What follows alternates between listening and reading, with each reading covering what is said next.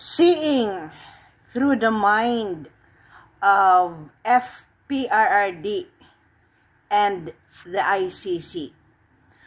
Kung ikaw si President Duterte na magaling and masterclass na prosecutor, ano ang gugustuhin mo? Ikaw ay bigyan ng interim release o talagang madismiss ang kaso mo and just wait for a little period of time? Make no mistake, ang matanda ay alam ang ginagawa. Kahit natumba na yan, he might be physically weak, but his mind is still sharp. If and when there are cognitive gaps already, ito ay maybe din ay totoo at hindi. Pero kung hindi, ikaw ba ay maniniwala kung strategically you would opt your lawyer to proceed for the trial and get a dismissal as a stronger approach than pursuing an interim release? Ang trial ang dismissal kasi, magkakaroon si FPRRD an opportunity to clear his name. A trial could provide a platform for FPRRD to assert his innocence and potentially have the charges dismissed. Bakit? Wala siyang mawawala. Makulong o hindi, wala siyang mawawala because he is already 80 years old. But at the end of the day, knowing him na napaka-steadfast sa kanyang prinsipyo sa buhay, gusto niyang linisin and mawarrant ang kanyang ginawa dito sa ating bansa. Second point is, ang weakening prosecution's case. Kahit anong pagbabato nyo kay Attorney Nicholas Kaufman, huwag nyong i-downplay na natanggal si Prosecutor Khan. The prosecution's evidence might be challenged and witnesses could be cross-examined. Potentially, mawiweaken po ang kaso against FPRRD. Kaya, magpro-proceed dapat ang trial as a matter of tactical and strategical move ni FPRRD. Ang pangatlong point, kung may trial and dismissal, ang ICC has the burden of proof through its prosecution to prove guilt beyond a reasonable doubt, which could be a high hurdle to overcome para sa mga nagkaso kay FPRRD. Ang interim release ay walang kwenta. If you would remember, ilang beses pinospone mismo ni Attorney Kaufman ang pagbigay ng interim release. Bakit? Napaka-uncertain at napakadami ng restrictions. Interim release might come with conditions such as house arrest, travel restrictions, limiting FPRRD's freedom. Kung ako ba naman, 80 na ang edad ko, ilalagay pa ako kung saang country, kay Australia, kay Korea, kay Japan, kay kung saan, abay, nandyan na lang ako. At least, mayroon akong available na hospital kung ako'y magkakaroon ng challenge sa medical conditions ko. And at the same time, somebody is really taking care of my safety and security. Diba? So, why would I opt to be brought to another country kung hindi man makauwi sa Pilipinas? And even if makauwi siya sa Pilipinas, imaginein mo ang burden ng expenses to be flying in and out kung merong proceedings sa ICC. Kaya sana wag nyo namang bastusin si Attorney Nicholas Kaufman na kung ano-anong iniisip nyo. Maya pag-usapan natin ang standing ni Attorney Kaufman as then prosecutor of Imelda Marcos.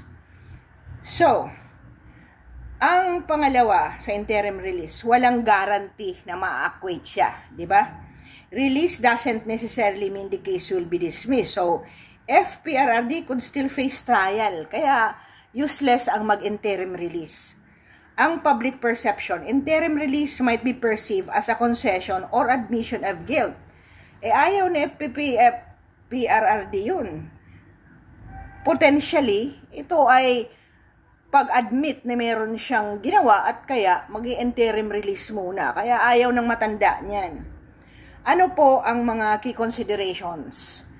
Una, ang health and fitness. If his cognitive health is a concern, a trial might not be feasible and interim release could be a more viable option. But by the looks of it, wala naman talagang nag-a-assert na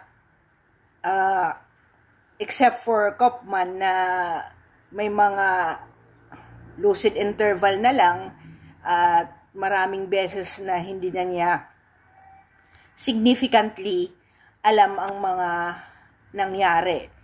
That could happen if totoo nga na may dementia or Alzheimer ang FPRRD. Ang ICC's jurisdiction. Challenging the ICC's jurisdiction could be a crucial aspect of the defense strategy, potentially leading to dismissal. Pero as you knew, nag-a-assert talaga ang ICC. If you would also look into the mind ng ICC, abay, tanga ka ba? Kinidnap na nga yan. Diba? So, mag-a-accept ka ba na wala kang jurisdiction? Of course not. Kasi, kahihiyan yun. Bakit mo tinanggap? Wala palang red notice. Wala na, shock ka lang. Tapos, inaccept mo. It is accepting na wala silang jurisdiction, pero, inaccept nila. Kaya, tanga ka ba kung ikaw ang ICC na sabihin mo, wala ka talaga kaming jurisdiction. Kaya, ito trial yan.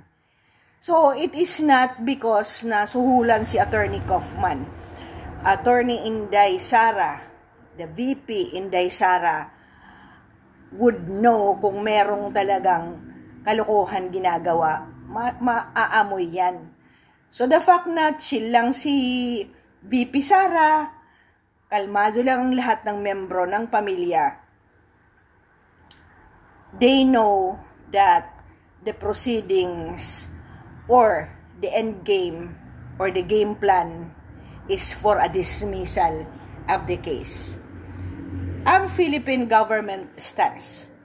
Could it be that VP Sara, knowing na si Kaufman ang humawak ng kaso ni Marcos Imelda noon at ito'y napawalang sala din, di ba?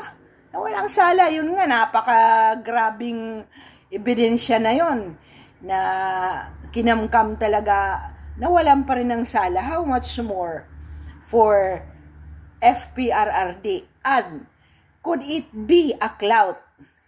Chosen si Kaufman dahil pwedeng gamitin ang kanyang influence na huwag masyadong maging matigas si Marcos Jr. kay FPRRD. Kaya, in the latest, di ba, wala nang ginawa ang gobyerno na pag-uupos sa kaso ng FPRRD. The government's position on FPRRD's case and potential cooperation with the ICC could impact the defense strategy. Given these factors, iniisip ko ang FPRRD should stand trial and maybe aiming for case dismissal as a viable strategy. But it depends on his overall medical situation and the strength of the prosecution's case and the ICC's approach. kung totoo man o hindi na may nagkabayaran ng kapirahan, wala pong mawawala ang ating FPRRD. Makulong siya habang buhay, mamatay siya sa kulungan, makauwi siya, ang impact ay still the same. Kapupuutan ang administrasyon na ito na siya ay dinala sa Hague.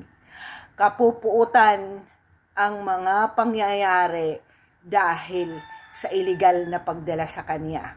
Kung makauwi man siya, and then it will be a strength for the winning of BP Sara. Kung hindi rin siya makauwi or may mangyari sa kanya, mamatay siya, between this time to 2028, sigurado po tayo, yan pa rin ay for the win ni BP Sara at sa kanyang mga kaalyado. So, at the end of the day, I want you to believe in what was the promise of our Jesus Christ, na kung tayo ay nasa Kanya, everything is a possibility. No doubt, ito po kung tayo ay talagang nananalangin sa hustisya ng bawat isa, for Duterte, for the EJK killings, let us pray po kung ano po ang justice na maibibigay ng Diyos sa proceedings and trial na ito. Salamat po sa pakikinig at sana maging responsable tayo sa ating mga sasabihin, sa ating mga vlog, tayong mga nagbibigay ng magandang platform. May the force of the universe be upon us all, and balikan po natin ang iba pang mga issue na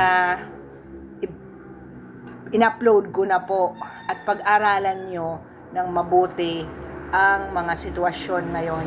At sana, meron sanang nagsasabi kay President Marcos na tigilin na po ang mga panggigipit at bigyan ng hustisya. Totoo o hindi, ang flood control na yan, speed up ang pagbalik kay Saldico and filean ng kaso. Whether or not totoo na merong kinalaman si Romualdez, at least na filean ng kaso and let justice begin.